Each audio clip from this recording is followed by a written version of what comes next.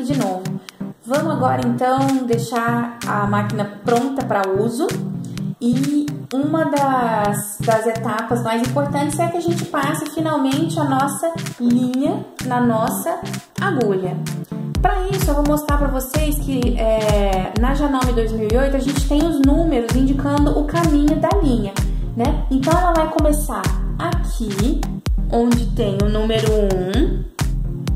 Depois, a linha vai passar pelo número 2. Depois, ela sobe de novo para o número 3. Para finalmente chegar aqui na etapa 4, que vai ser quando finalmente a gente vai passar a linha por aqui.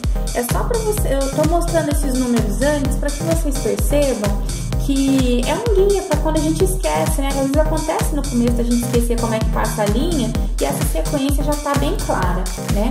Pelos numerozinhos. Então aqui, ó, o nosso carretel mais uma vez está no pino. Então, ó, nós vamos pegar essa linha e passar aqui por dentro do elevador de linha número 1, certo? Então, passei aqui pelo número 1, eu vou vir aqui por essa fendazinha puxando a minha linha através do número 2. Aqui no número 2, ó, vai dar essa voltinha entrando nessa outra fenda que é o número 3. Chegou aqui, eu posso vir aqui no meu volante, que o meu volante que vai definir a elevação dessa outra pecinha aqui. Levanto ela um pouquinho e vou passar a linha aqui por dentro do número 3. Passei a linha por aqui, ó, entro com a linha de novo aqui pela fenda e já finalmente vou fazer a linha encontrar a agulha, aqui no número 4, ó. Vou puxar.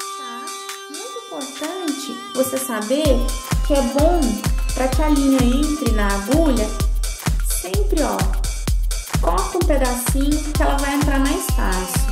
Então, ó, eu gosto de colocar o meu dedo aqui por trás da agulha para poder enxergar o buraquinho e, ó, passo a minha linha, certo? Puxo e ela tá certinha, passou pelos 4 passos, tá? Coloco ela aqui embaixo da sapatilha e ela já tá pronta para ser usada. Posso começar a usar a máquina? Infelizmente ainda não, tem mais um passo que é a gente colocar a bobina na caixa de bobina lá embaixo e pescar a linha. Aí sim eu prometo que você vai começar a costurar.